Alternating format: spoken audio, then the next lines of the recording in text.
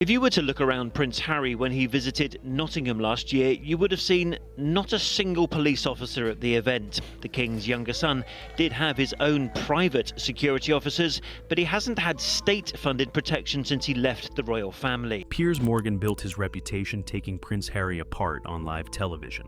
Tom Bower did it across 2 books no lawyer ever managed to touch. But this week, with the High Court ruling in front of them, both men pointed at the same thing, and it was not the verdict itself. It was Harry's endless battle for armed protection, and the place that battle has finally dragged him to. 97 allegations, every single one dismissed. All of it landing in the exact week Harry flew home, demanding Britain protect him. So, what did these 2 men see that everyone else missed? The grand return. It's a horrible experience, and the worst bit of it is, by standing up here, they continue to come after me and make my wife's life an absolute misery. Harry announces he is coming home. Big fanfare, big headlines, talk of bringing Meghan and the children for a grand family reunion. There is even excitable chatter about settling the family feud, about a rare meeting between the king and the grandchildren he barely knows. And then, right on schedule, the same old security row erupts all over again. The same demand Harry has made for years. Full armed protection, the complete working royal package, taxpayer-funded guards shadowing him every time his feet touch British soil. And once again, the answer comes back the same way it always does. No exceptions, no special cases, no armed detail. You walked away from royal duties, so you do not get the royal machine. Harry does not accept that answer quietly. He leaks a self-funded report to ITV News about the colossal terror threat he supposedly faces. And this is the detail that has the entire panel laughing out loud. The threat apparently only applies to London. 2 hours up the road in Birmingham, no problem at all. Piers Morgan's response is merciless. Maybe someone should tell the terrorists they are geographically restricted, because clearly nobody sent them that memo. Over in America, Megyn Kelly is even sharper. The man reportedly has tens of millions of dollars, possibly more than 100 million. He can pay for his own protection, she argues. He does not need a taxpayer sniper team. He needs a good bodyguard like every other wealthy man on the planet hires. Her audience piles on with the line that sums up the whole argument. He chose to leave. He chose to cash in, so he can choose to pay for his own security. And here is the detail that quietly ends the debate. Nobody even knows which hotel or private club Harry is actually staying in right now. And if his location is a mystery to the entire public, the case that he cannot set foot in the country without an armed escort starts to fall apart on its own. But the commentator Kinsey Schofield makes the point that reframes everything. Harry does not actually want security for safety. He wants it because armed guards and police escorts transform a private trip into something that looks like a royal tour. He wants the picture more than the protection. He wants to appear like a working royal again, because that image is the only product he has left to sell. She points to the broader rebrand too, the push over the past year to be seen as a serious figure on serious issues, and argues that a defeat would jeopardize his credibility, his authority, and ultimately his ability to keep earning. And that is exactly when the courtroom doors swung open. The hammer falls. Of the royal family become emotional publicly in such an unguarded way, but also in the witness box. You know, this is not something that we see. And Prince Harry has really decided to do things his own way. Before we get into what the judge actually decided, do me one quick favor. If you are enjoying this breakdown so far, hit that subscribe button and tap the bell, because stories like this one move fast and you do not want to miss what comes next. Now, back to that courtroom. Harry lands in Britain, chest out, cameras everywhere, the family supposedly flying in behind him, and before the media circus even finds its rhythm, the High Court drops the hammer. The privacy case against the publisher of the Daily Mail and the Mail on Sunday, the case his lawyers reportedly believed was all sewn up, collapses completely. Not narrowly, not on a technicality. Every single allegation of unlawful information is gathering, dismissed. Every article ruled to have been legitimately sourced. Piers Morgan does not soften a single syllable. He calls it a good day for journalism, a great day for press freedom, and a very bad day for whining, treacherous little weasels. And the studio around him agrees. But here is what most people watching missed at first. and what Tom Bower clocked instantly. This was not just a man losing a civil case. Losing a civil case is embarrassing. This was worse. In Bower's reading, this was Harry standing in the King's own court and having a judge signal, in the most careful judicial language possible, that his evidence simply did not hold up. Bower called the ruling remarkably brave, a punch on the nose delivered in public, and he argued that the implication underneath it was devastating for a man whose entire second act rests on one claim: I am the honest one, they are the liars, and the detail that truly twists the knife. The judge in this case, Justice Nicklin, is the same judge who years earlier had already found statements issued on Harry's behalf potentially misleading in a separate battle over that exact security arrangement. This is not bad luck. This is a man who stood before the same judge on 2 separate occasions and walked out bruised both times. Bower's verdict on all of it was flat and cold. Harry, he says, is done. And consider who is saying that. A former barrister. A man whose 2 books on this couple have never been successfully challenged. When that man says the prince has committed reputational suicide, it carries weight no anonymous comment section ever could. But the verdict itself was only half the story, because the people Harry spent years accusing were sitting in that same studio, and one of them was close to tears. The human cost. And he decided to do things in his own way, and we've really seen that, come to fruition in the years since he stepped back as a working royal. Katie Nicholl, the journalist whose reporting was dragged into the case, sat there fighting back emotion while the panel spoke. 17 of her articles had been challenged. The judge described her as honest, credible, and impressive. Total vindication. And she had fought for it while recovering from cancer surgery, digging out decades-old notebooks at a time when she could barely climb her own stairs.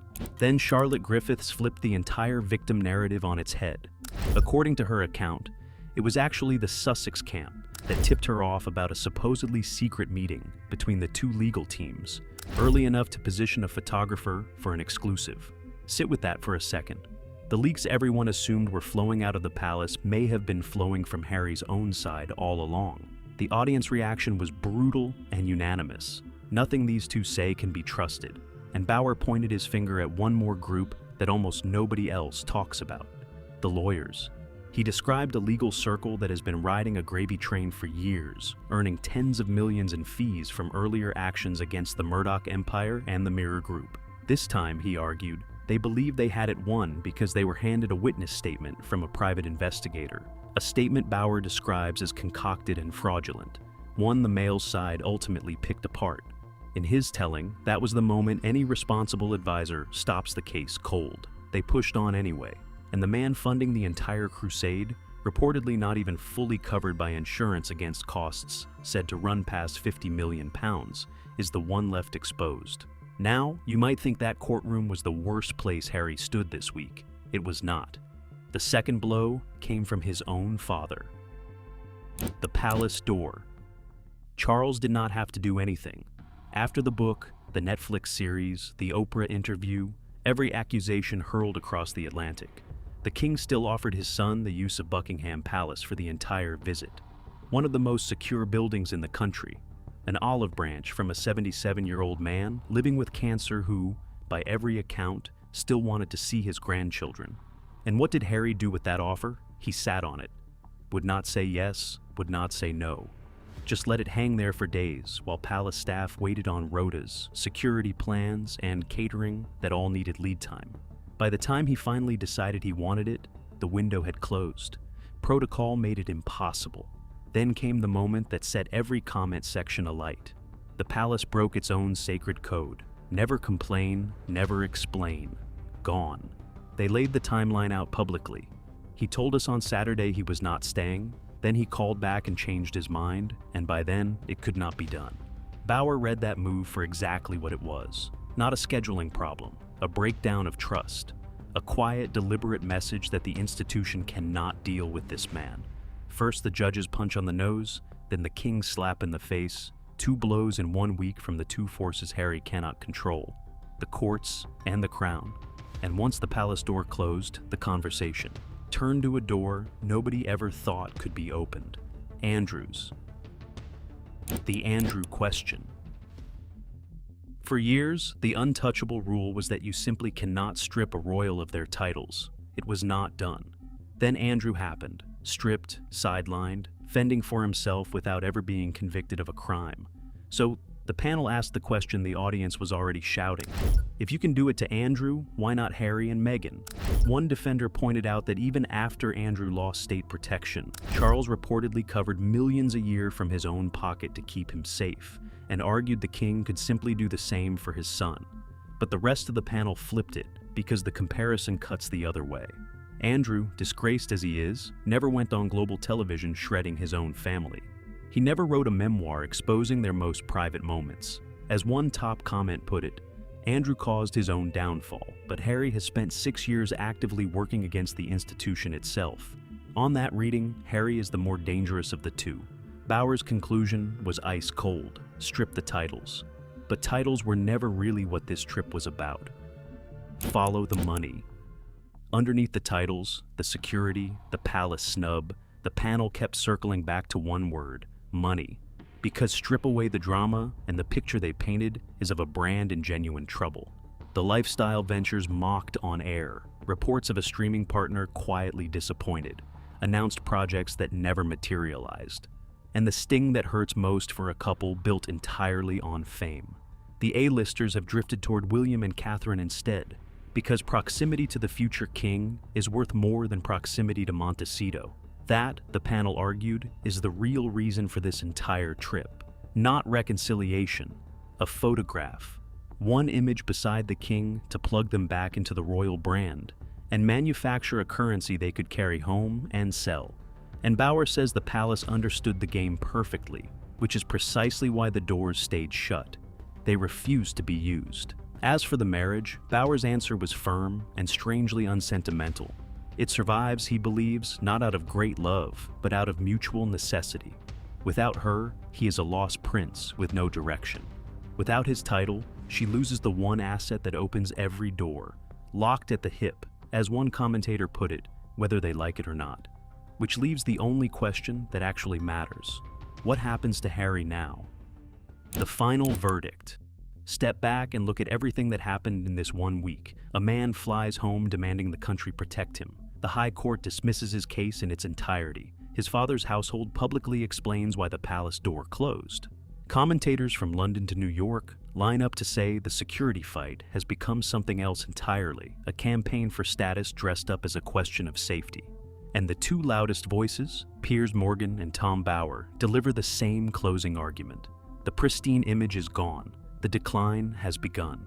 In Bauer's final, coldest assessment, the king's smartest move now is distance, making it clear the Sussexes are not welcome back for a very long time. 1 week, one judge, one father, and a security fight that, by the end of it, even Harry's fiercest critics say has gone somewhere it can never come back from. So, now I want to hear from you. Do you think Bauer is right that the titles should go, or has this all gone too far in the other direction?